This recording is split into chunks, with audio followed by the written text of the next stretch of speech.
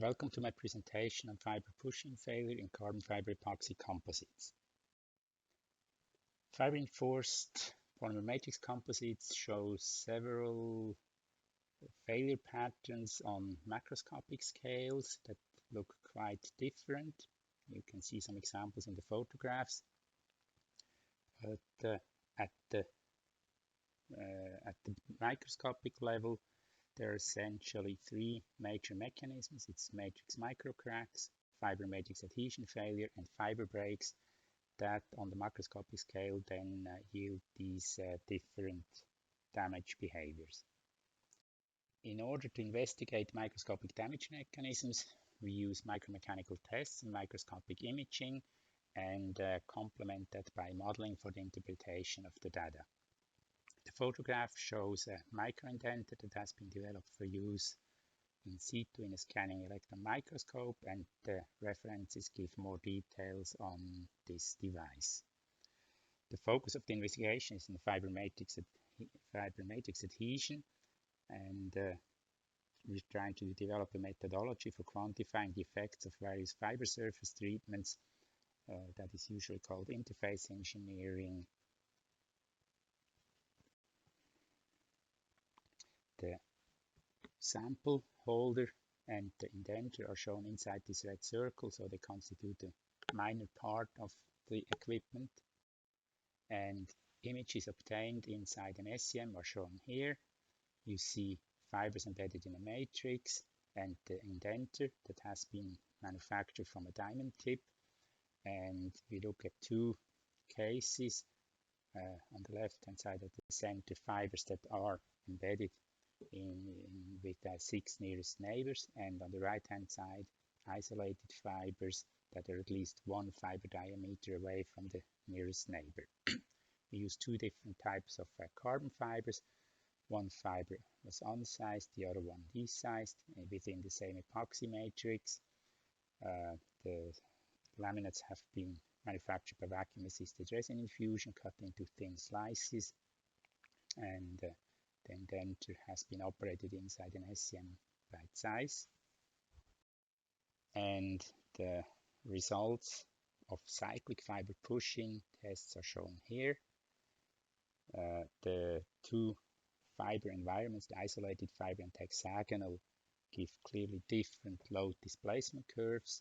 For the isolated fiber, the slope is lower, and also after reaching the maximum load, there is a significant load drop and higher displacement, whereas for the hexagonal fibers, the maximum load level roughly remains constant for several cycles at somewhat lower displacement also.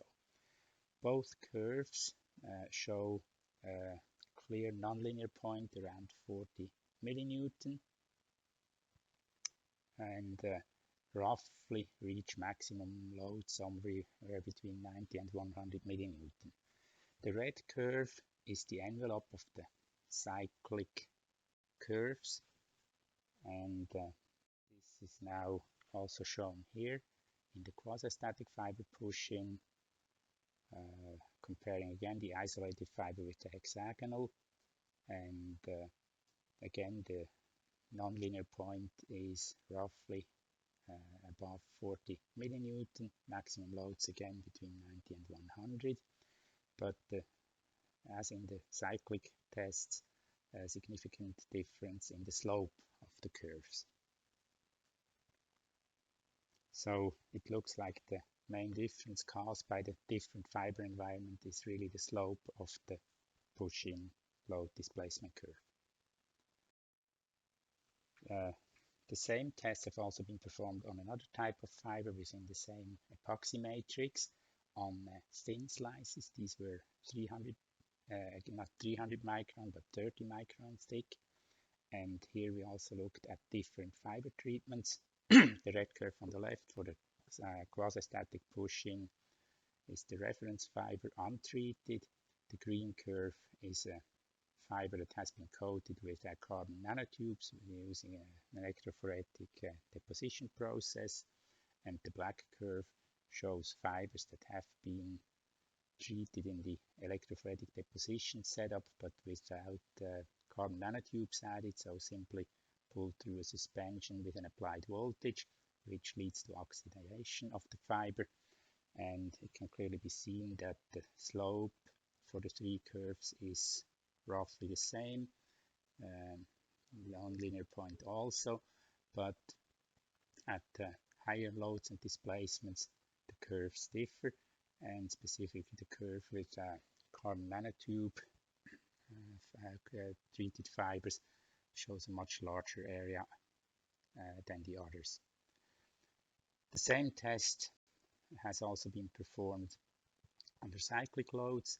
The SEM image shows a fiber that has been pushed out, and again the quasi-static curves and the cyclic curves agree fairly well. This is the case of a carbon nanotube coated fiber. So two fiber types without sizing in the same epoxy matrix yield similar nonlinear load points in both quasi-static and cyclic pushing tests, independent of the fiber packing density, but the slopes of the load displacement curves differ. The question now is whether this nonlinear load, as typical in fracture mechanics, corresponds really to the initiation of debonding or not.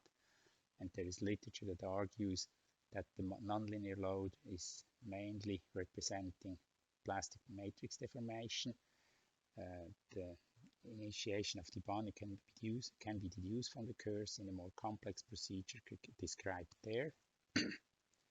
The maximum loads differ for the two types of fibers, and the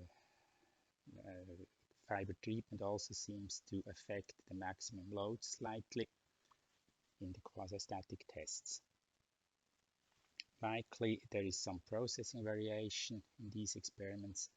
The different fiber treatments may not yield exactly the same type of laminate.